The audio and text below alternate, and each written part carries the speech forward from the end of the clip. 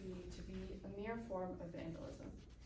If someone would have told me this a few months ago, I probably would have agreed with them. However, my research has proven otherwise.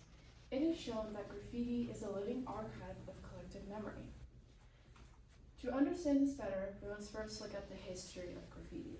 Many associate graffiti with modern-day Black culture, but we've actually found that its origins trace back to millennia ago.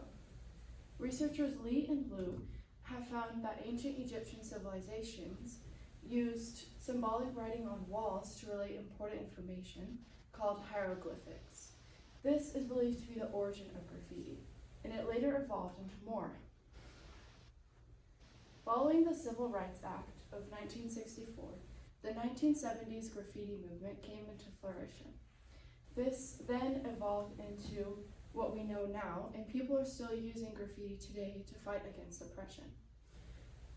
Just as Powell writes that memorials sustain us in times of need, memorials also do the same as they help people protest against violence and put their opinions out there. So before we begin, I'd like to make a distinction between what type of graffiti I'm talking about. A lot of people think of graffiti and they think of this image, and this is like tagging and gang-related vandalism, and it's not what I'll be addressing. What I will be exploring is more of an art form, and it's more elaborate and meaningful, and this is what I'll be exploring.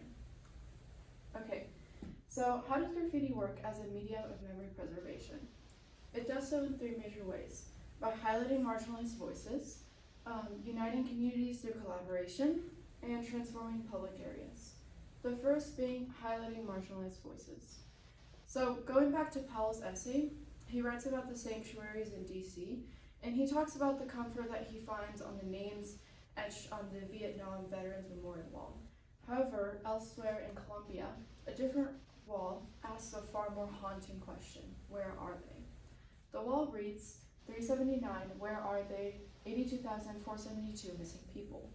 The first number, 379, refers to people who disappeared during a national strike, and the 82,000 represents people who were lost during a prolonged armed conflict. And so this wall really shows how the community is trying to put out the voices of those who can't do it themselves as they're missing. The next example is a mural inspired by an operation called Operation Orion. In this operation, Riga, who's a PhD student in social anthropology, examines what happened and how it led to this mural. So basically the story is that Colombian troops came into the neighborhood and they raided houses that had been painted yellow. The yellow color signifies that the occupants were suspected criminals. And so this led to many being wrongfully arrested, killed, and violated. And this mural here is the inspiration from that. As you can see, there are a few points. There's a scared woman. Her face, her expression symbolizes how the community feels and their fear towards what happened. The yellow snakes signify the color of the houses that had been painted. However, if we look at the mural more closely, there's an underlying meaning. As the snake sheds its yellow scales, it reveals green, and that's a color of regrowth and rebirth. Additionally, there's plants growing through the cracks of the woman's face and hands, and this also shows the same meaning of hope that the community has to rebuild what they lost. My third and final point for this part is the Israeli West Bank barrier.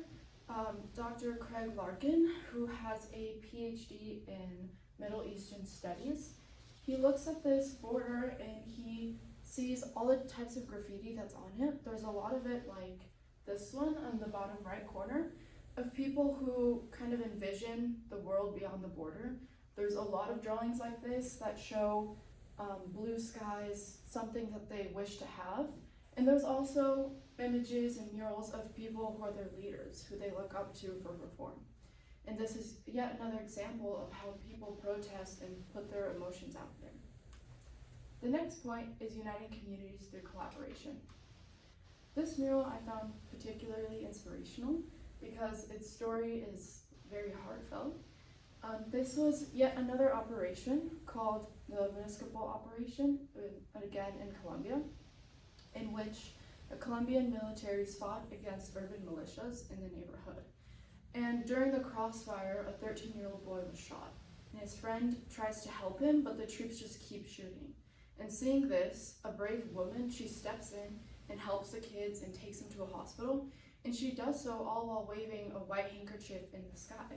And seeing this, the whole community is inspired, and they start bringing out their white flags, and soon the whole neighborhood is an array of white flags. And this is what inspired this mural.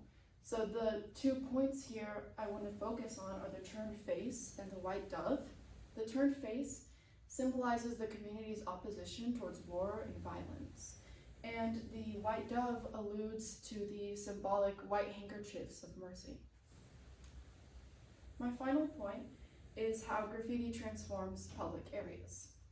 So there's some debate over this topic. Some people believe that it threatens heritage because a lot of times cities, like the source I found, want everything to be unison and be very like an attraction to tourists and things like that. But other artists like Guachin, a Colombian street artist, argues that his murals have just as much cultural significance as the old buildings they adorn, because his murals actually have culturally appropriate people there, like indigenous people from that place. They have things that the place is known for, so he thinks that it actually adds meaning to the neighborhood. So here are some examples. There's a lot of sources saying like the before and after of many walls in Colombia. Before, a lot of the walls were quite gruesome. They had bullet holes, blood, and they just invoked fear. Sometimes they were dumping grounds for bodies or where illegal activities took place. And with the incorporation of graffiti, they've turned into vibrant artistic areas where people can put their hope out there.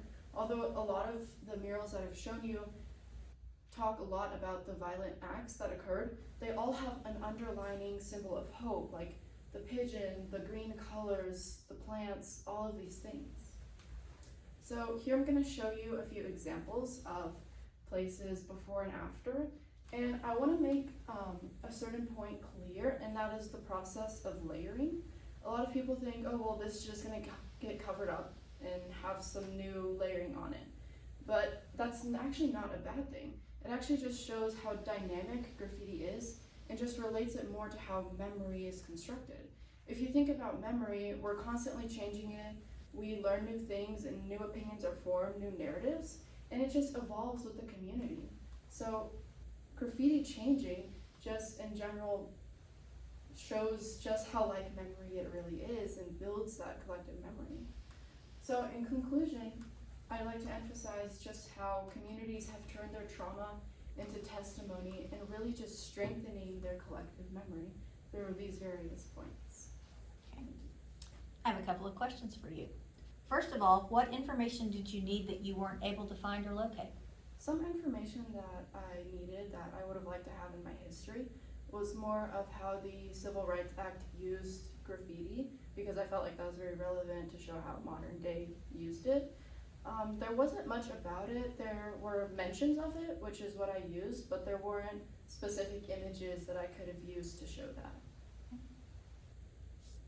How is your conclusion in conversation with the body of literature or other research sources you examined?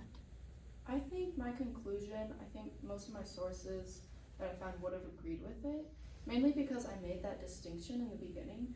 Many of the sources that were opposed to it were because the types of graffiti they were talking about were like the opposite. Some of them were talking about tagging, and the ones that did agree with it were talking about this artwork. So I think that distinction made it so that all the sources would have agreed with this conclusion.